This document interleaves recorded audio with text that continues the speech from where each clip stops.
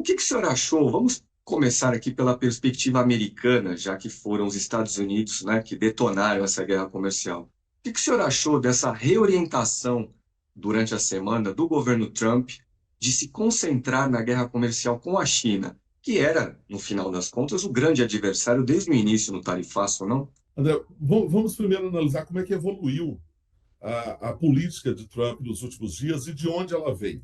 Na verdade, o Trump, durante muitos anos, defendeu a ideia de que os Estados Unidos tinham que se proteger para promover sua indústria local.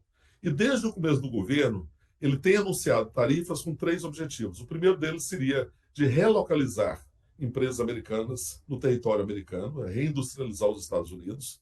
O segundo seria de punir e, eventualmente, negociar os países que, segundo ele, tratam os Estados Unidos de forma mais injusta. E o terceiro seria aumentar a arrecadação por meio de tarifas que poderiam reduzir os impostos pagos pelos americanos. Então, esses seriam os três objetivos declarados pelo governo Trump.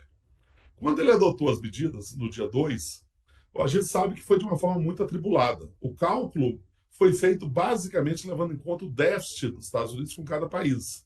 Não foi feito uma análise mais detida sobre quais eram os efeitos, sobre quais eram os produtos, sobre quais produtos, inclusive, os Estados Unidos têm que importar de qualquer jeito.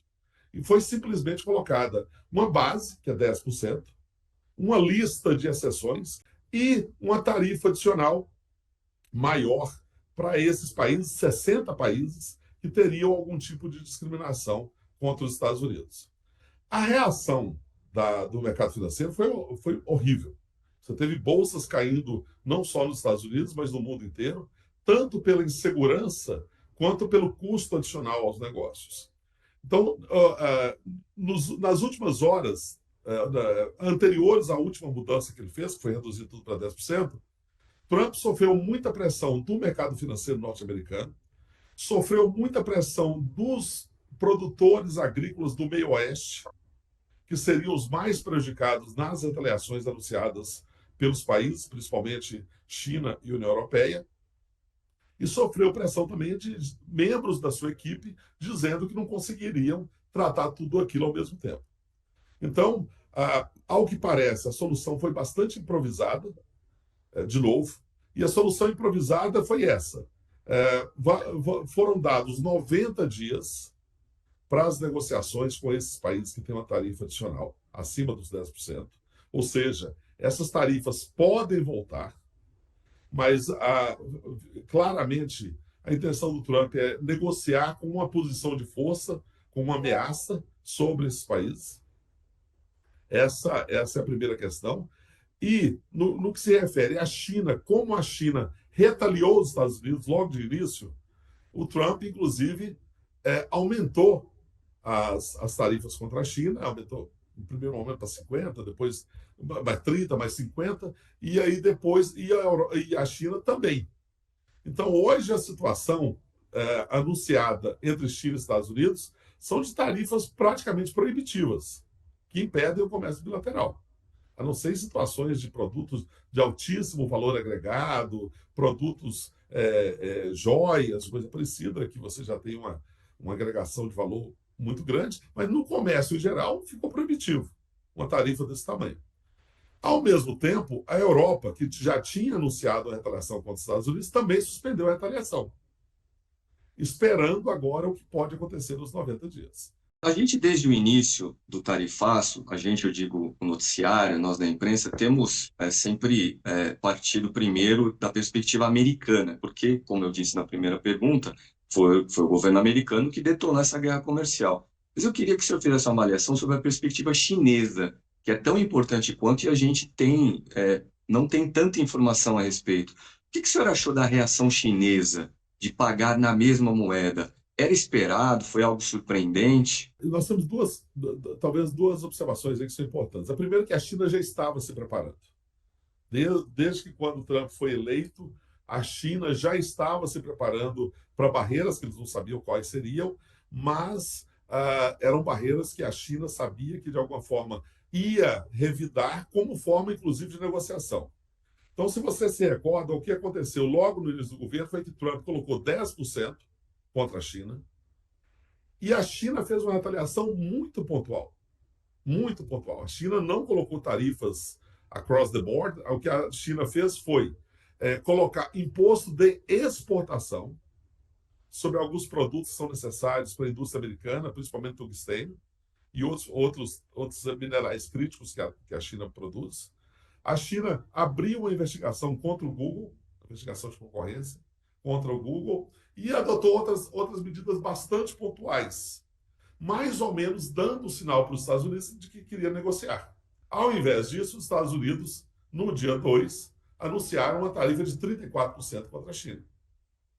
E aí a China elevou o tom e também revidou na mesma moeda em relação aos Estados Unidos, também como forma de levar a uma negociação. E aí nós tivemos essa corrida de elevações que já passa de 100% dos dois lados hoje. A posição chinesa, acredito, os chineses são muito pragmáticos, extremamente pragmáticos. O que eles vão fazer é, em primeiro lugar, criar pressão sobre os Estados Unidos, principalmente sobre a base eleitoral do Trump, que é o meio-oeste, os estados agrícolas, para levar ou tentar levar o governo americano a negociar com a China. Essa vai ser a primeira reação que eles vão ter. Num segundo momento, a China vai se aproveitar da perda de credibilidade que os Estados Unidos estão sofrendo, e é muito grande a perda de credibilidade, para aumentar a sua influência sobre outros países do mundo. A China, o irônico dessa história toda é que o que o Trump vai conseguir é fazer China great again. A China de 1000 anos atrás, que era a China centro do mundo. A guerra comercial é ruim para todo mundo. Se você olhar a evolução do comércio e da economia internacional, depois do final dos anos 80, quando houve a criação da OMC, a liberalização comercial, o mundo inteiro ganhou. Ao contrário dessa visão do Trump, comércio não é um jogo de soma zero. Isso já foi explicado por David Ricardo há mais de 200 anos. O comércio ele enriquece as nações na medida em que ele permite especialização, permite escala, permite aproveitamento de recursos naturais. Então, o comércio foi um grande responsável pelo enriquecimento do mundo nos últimos 30 anos. Nos últimos 30 anos, mais de 1 bilhão de pessoas saíram da pobreza graças ao comércio internacional. E o protecionismo é o contrário. O protecionismo vai gerar um custo para todo mundo. Todo mundo vai perder.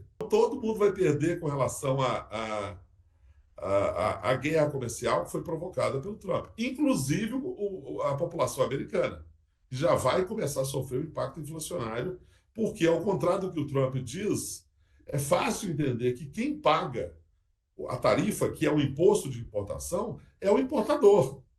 E esse importador vai repassar para os seus custos no mercado interno. Não existe mágica com relação a isso.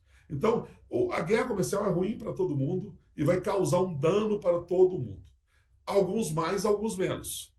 E alguns, como a China, vão ter um dano econômico, até porque exportam muito para os Estados Unidos, têm uma